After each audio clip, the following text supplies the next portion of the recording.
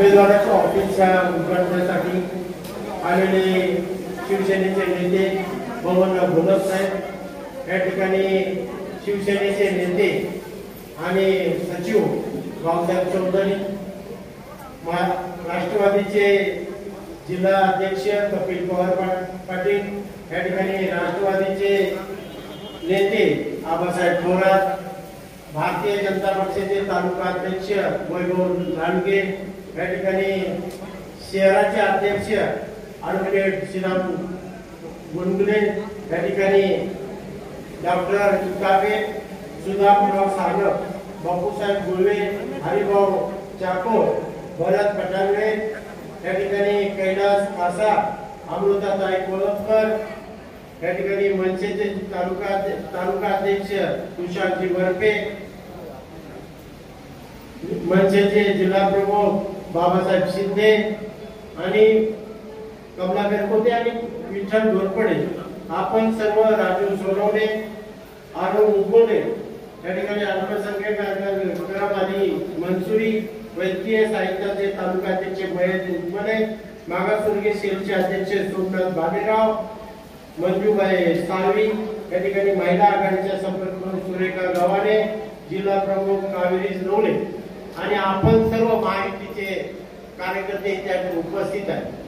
आपल्याला कार्यकर्त्याच्या संदर्भात ऑफिसचं उद्घाटन करत असताना प्रमुख कार्यकर्त्यांना उपस्थित हा मेळावा नाही, पण प्रमुख कार्यकर्ते ऑफिसच्या उद्घाटनाला गावागावामधून कळाले पाहिजे, म्हणून आपण प्रमुख कार्यकर्त्यांच्या उपस्थितीमध्ये कार्यालयाचे उद्घाटन करण्याचा निर्णय राज्याचे पालकमंत्री, जिल्ह्याचे पालकमंत्री या ठिकाणी राधाकृष्ण विखे पाटील साहेबांच्या शुभ हस्ते आपण कार्यक्रम, आणि म्हणून जिल्ह्याचे पालकमंत्री आणि राज्याचे मुख्यमंत्री एकनाथ शिंदे साहेब आहेत, या ठिकाणी राज्याचे उपमुख्यमंत्री देवेंद्र फडणवीस साहेब आहेत, राज्याचे उपमुख्यमंत्री अजितदादा पवार साहेब आहेत आणि आपल्या जिल्ह्याचे पालकमंत्री या ठिकाणी राधाकृष्ण विखे पाटील साहेब यांच्या सर्वांच्या सहकार्याने या ठिकाणी 2024 ला शिर्डी लोकसभा मतदारसंघामध्ये उमेदवार झाले आणि उमेदवार झाल्यानंतर 2014-2019 दोन्ही निवडणुकीला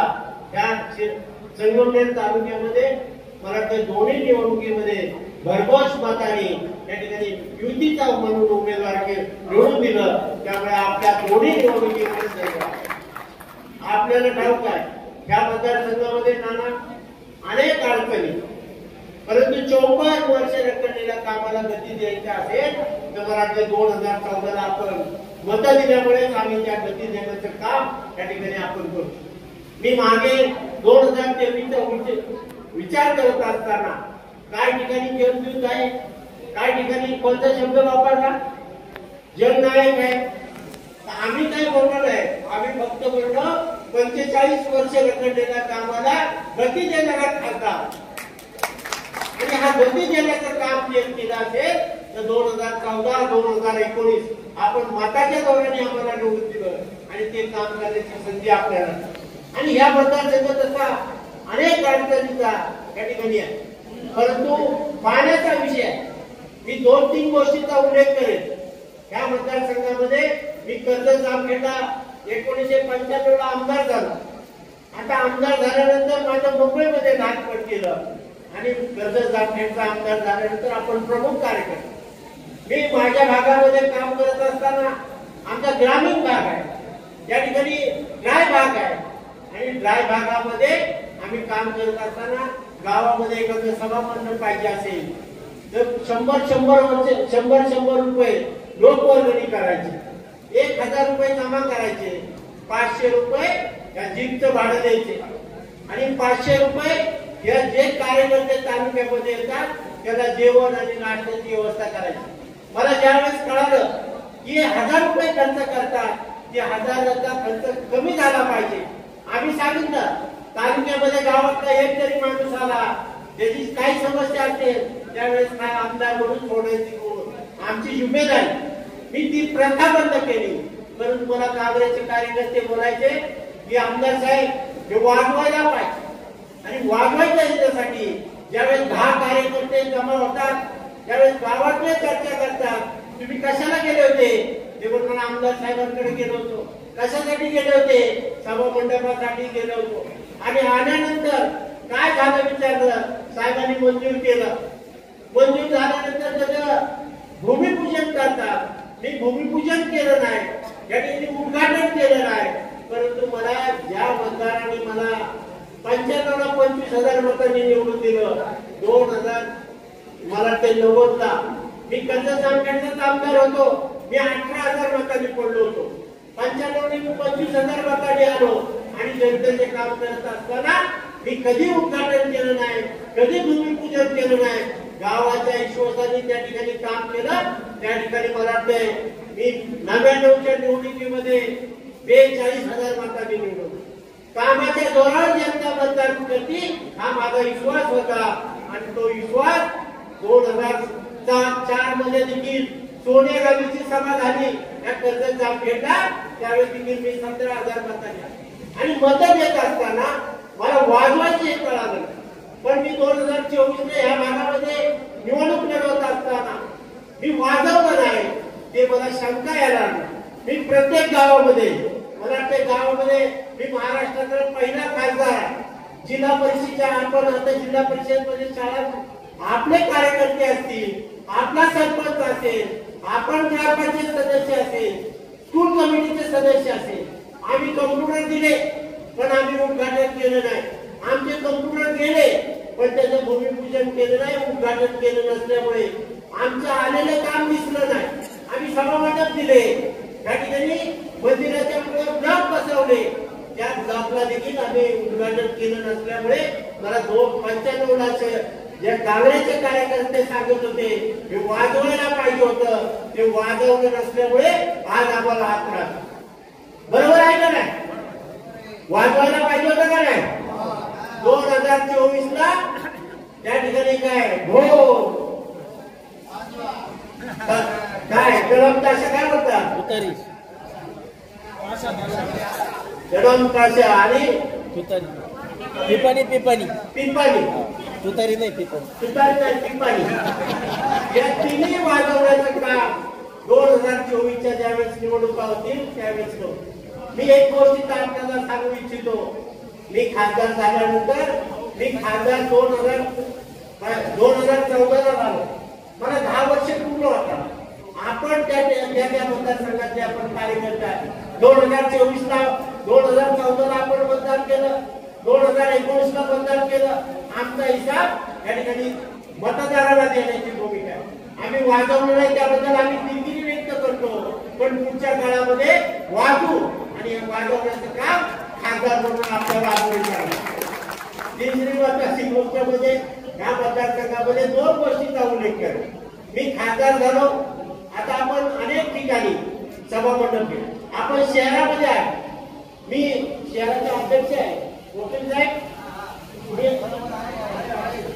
आणि मला ते थोरात साहेब आहे, पवार साहेब आहे, शिवसेनेचे तालुका प्रमुख आहे.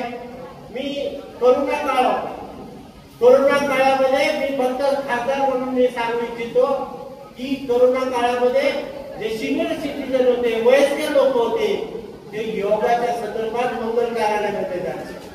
मंगल कार्यालयामध्ये जात असताना ते मंगल कार्यालय जर बुक झालं तर मालक सांगायचा 2 दिवस आमचं बुक आहे, तुम्ही काही योगाला येऊ नका. आणि म्हणून आमच्या लक्षात आलं की योग भवन जर आपण दिलं त्या ठिकाणी 80 लाखाचे आपण प्रत्येक नगरपालिकेमध्ये योग भवन 80 लाखात, त्यामध्ये सिनियर सिटीजन योग करतील, महिला योग करतील, या ठिकाणी मुलं योग करतील आणि योगाच्या रूपाने लोकांना सुविधा ग्रामीण क्षेत्रात असेल का शहराच्या क्षेत्रात असेल त्याला न्याय देण्याची भूमिका आहे. आणि म्हणून मला असं वाटतं पहिलं खासदार निधीचे नाही, नाविन्यपूर्ण योजनेतून या ठिकाणी योग भवन बनवण्याचं काम ह्या खासदार सदाशिव लोखंडेंनी केलं. दुसरी गोष्ट म्हणजे आपण गावामध्ये आला असेल, चौकामध्ये कोणता चौक आहे मला माहित नाही, परंतु चौकामध्ये उजेड जर असेल क्राईम कमी होतील आणि त्या लोकांना सुविधा करण्याचा मी चौकांमध्ये हेल्मेट जे मोठे हेल्मेट लाईटच्या दरम्यान लावले ते देखील नाविन्यपूर्ण योजनेतून लावले. दुसरं महत्वाची गोष्ट म्हणजे आपण सर्व बघितलं, आपण एक सोलर लॅम्प आहे, solar street light, solar helmet आपण 10 कोटीच्या त्या ठिकाणी 1700 आयमॅक या मतदारसंघामध्ये लावण्याचा भाग्य आपल्याला मिळालं.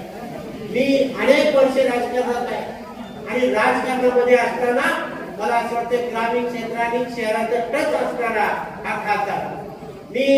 आपण ग्रामीण क्षेत्रामध्ये गेलो, आपण भाजीपाला या ग्रामीण शेतकरी शहरामध्ये आणतात. सकाळी भाजीची जुडी ती सकाळी 20 रुपयाला येते, दुपारी 15 रुपयाला येते, संध्याकाळी 5 रुपयाला येते आणि विकता जाताना 4 रुपयाने ते गायला चारा देतो. आणि म्हणून माझ्याकडे गरीब माणसं आहे, एखादा मोठा माणूस असेल, मिडिल क्लास असेल, ज्यावेळेस स्वस्त भाजी येते त्यावेळेस ती खरेदी करतो आणि त्या फ्रीज मध्ये ठेवतो. पण गरीब माणूस आहे तो त्याला फ्रीज नसल्यामुळे ती भाजी तो आणलेली भाजी खाण्याशिवाय पर्याय नाही. म्हणून महाराष्ट्रामध्ये मी पहिला खासदार आहे. 22 कोल्ड स्टोरेज या ठिकाणी आपल्यामध्ये निर्माण करण्याची भूमिका आहे. मी नावडणपूर्ण प्रकल्पातून 5 टन सोलर कोल्ड स्टोरेज यामध्ये बसवण्याचा निर्णय केला. त्यामध्ये 18 ते 20 कोल्ड स्टोरेज या ठिकाणी बसले.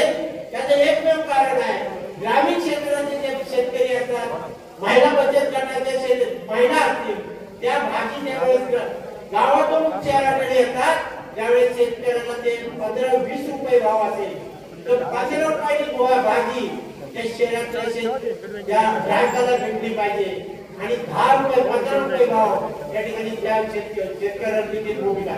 म्हणून नावडणपूर्ण योजनेतून आपण प्रत्येक नगरपालिकेमध्ये एक भाजीचं कोल्ड स्टोरेज, एक भाजी फळाचं कोल्ड स्टोरेज आणि मासे आणि अंड्याचं एक तिसरं कोल्ड स्टोरेज हे निर्माण करण्याची भूमिका घेतली. आणि म्हणून मला असं वाटतं या मतदारसंघामध्ये काम करत असताना 2014ला मी खासदार झालो. आपण सर्व कार्यकर्ते आहेत आणि कार्यकर्ते असल्यामुळे आपल्याला सांगू इच्छितो, मी 2014ला खासदार झालो. मागच्या खासदारांनी फक्त सभामंडप दर्शनी भागामध्ये बनवले. मी पहिला खासदार आहे की त्यांनी खासदार निधी देताना कधी भेदभाव केला. खासदार निधी देताना ग्रामपंचायत कार्यालय असेल, काही सभामंडप असेल, तो आपला अधिकार आहे. मी त्याच्यावर दावा करणार नाही. पण नावडणपूर्ण काय कामं केले, आम्ही हायलाइट बसवले, आम्ही सोलर कोल्ड स्टोरेज बसवलं, त्या ठिकाणी योग बॉम्ब बनवलं. हे खासदारांनी केलेलं वैश्विक खासदार निधीतून नव्हे, राज्य शासनाकडून केलेली मंजुरी पावती आहे. आणि म्हणून 2014ला मी खासदार झालो. 2009ला ज्या खासदारांना आपण निवडून दिलो त्या खासदाराचे पैसे 1,31,00,000 रुपये हा शिल्लक निधी होता. आणि मला एक सांगा, जर तुम्ही मला 5 कोटी रुपये खर्च करण्याचा अधिकार दिलेला आहे, माझ्या खिशामध्ये 5 कोटी रुपये आहे आणि गावचे लोक जर आले मला बोलायला की आम्हाला 2 लाख द्या, आम्हाला 5 लाख द्या, आम्हाला 10 लाख द्या, आम्ही ते 5 कोटी खर्च करू आणि 5 कोटी खर्च केल्यानंतर आम्ही सांगू शकतो आमचा निधी संपलाय, आता आम्ही पुढच्या वेळेस ज्यावेळेस येऊ त्यावेळेस आम्ही निधीची तरतूद करू. पण गेल्या खासदार 2009चा 2014 पर्यंत खासदार होता, त्याचे 1,31,00,000 रुपये हा शिल्लक राहिलेला निधी आहे. आणि जर आपला निधी खर्च करत नसेल त्याला सक्रिय कसा करता येईल. आणि म्हणून माझा पहिला प्रश्न आहे की ज्यावेळेस जो विकास आघाडीचा उमेदवार त्यावेळेस येईल त्याला विचारा तुमचे 1,31,00,000 रुपये कसे शिल्लक राहिले. आणि शिल्लक राहिले असेल तर माझा एकच प्रश्न आहे की तुम्हाला नुसतं भेटायला खासदार पाहिजे का? खासदार म्हणून काम करत असताना माझ्या काही चुका झाल्या असतील त्या 2014ला 2024ला. पण मग चालणारा खासदार पाहिजे. सकाळी उठल्यानंतर झोपेपर्यंत माणूस फिरणारा पाहिजे. त्याचं आता मला बोलायला हरकत नाही ना काय. मला एक सांगा, चालणारा पाहिजे की नाही खासदार, आणि भांडणारा पण पाहिजे. मी महाराष्ट्रामध्ये मी या शिर्डी लोकसभा मतदार खासदार झाल्यानंतर मी 2-3 मुलं केली. मी 2014ला खासदार झालो. मला वाटतं 80 गावं निवडणूक अक्षर करतो. त्या ठिकाणी आम्ही आझाद मैदानावर उपोषण केलं. मला मुंबई कमिशनरने मला फोन केला, जॉईंट कमिशनरने. माझ्याकडे 2 वाजता ते आले. त्यांनी मला सांगितलं, खासदार साहेब महाराष्ट्रामध्ये सर्व लोक आंदोलन करतात, आमदार खासदार करतात, आपण रात्री ते आपल्या गाडीमध्ये झोपतात. मी बोललो नाही. ज्या उमेदवार ज्या शेतकऱ्यांनी मला निवडून दिले, निवडणुकीचा लाभ सर्वांना शेतकऱ्यांनी दिला, कामगारांनी दिलेलं आहे, त्यांचं काम झाल्याशिवाय आम्ही जाणार. आम्ही त्या दिवशी दोन्ही दिवस आझाद मैदानावर झोपलो, आम्हाला मच्छर चावले, पण त्या शेतकऱ्याला न्याय देण्याचे काम या 2 दिवस खासदार, मी खासदार तर झालो होतो, पण मला निवडणुकीच्या कामाच्या संदर्भात आझाद मैदानामध्ये 2 दिवस मच्छर. हा या ठिकाणी जायकवाडीला पाणी द्यायचा निर्णय झाला राज्य शासनाचा, हायकोर्टात सुप्रीम कोर्टात निर्णय झाला. मी पहिला खासदार आहे अकोला तालुक्यामध्ये ज्यावेळेस मराठी शेतकरी संघटनेचे अध्यक्ष आहे. मला कोण नाही अजित नवले आणि दशरथ सोनवणे, दशरथ सावंत यांच्या बरोबर हा खासदार मी रात्री संध्याकाळी 7 वाजल्यामध्ये पहाटे 6 वाजेपर्यंत अकोल्याच्या पुलावर झोपणारा पहिला खासदार. सड्यामध्ये ज्यावेळेस पाणी जात होतं त्यावेळेस जायकवाडीला पाणी जात होतं, पहिला खासदार आहे, 4 फळे टाकून देणारा खासदार आहे. आणि म्हणून एक मला सांगा, शेतकरी संपावर जाताना फुलताब्याचे शेतकरी ज्यावेळेस संपावर जात होते त्यावेळेस राज्याचे पोलीस त्या शेतकऱ्यांचं आंदोलन मोडण्यासाठी निघाले. मला पहाटे 4 वाजता मी शिर्डीत होतो, मला फोन आला, माझा ड्रायव्हर नाही, मी झोपेत होतो. ते म्हणे खासदार साहेब आमचा अन्याय झाला. मी पहाटे माझ्या स्वतः गाडी चालवली, फुलताब्यामध्ये गेलो, मी 300 पोलीस पळून लावले आणि पळून लावण्याचं काम जर केलं असेल 2014-2019 आपण म्हणत आणि म्हणून भांडणारा खासदार असेल. आता मला सांगा, एक तो उमेदवार आहे, त्याला बघितलं तरी घाबरेल का नाही? तो त्याच्याकडे जर रागाने बघितलं तरी तब्येत चालतील का? आणि मग अशा घाय माणसाला आता निवडणुकीमध्ये चित्रविचित्र लोक असतात. आता काय दिल्यानंतर मी घाबरेल का कशाला? त्याच्यापेक्षा बरायला गावाला आणि भांडायला पण बराय. आणि म्हणून नानांना माझ्यापेक्षा जास्त माहिती आहे. आता आम्ही बघा बोलत असतील, तो उमेदवार असेल, सदाशिव लोखंडे असतील, ते आपले नेते समाजाचे बघा बोलत राहणार. त्या तिन्ही गोष्टीला मला ते नाना जास्त, मला ते माझ्यापेक्षा वागचौरे साहेबांना जास्त ओळखतात. नानाच्याच मुखातून वागचौरे काय चीज आहे आणि वागचौरे कसं आहे ते सांगतील. या ठिकाणी मी एवढंच सांगेन की 2014ला 2019ला आपण दोन्ही निवडणुकीमध्ये आपण मत दिलेले आहेत आणि भविष्य काळामध्ये आपला हा मतदारसंघ शेतीवर आधारित व्यवसाय करणार, शेतीवर आधारित काम करणार. आणि म्हणून मी निवडण्याचं 54 वर्ष रखडलेल्या कामाला आपण गती दिली आणि निवडण्याचं काम पूर्ण झालेलं आहे.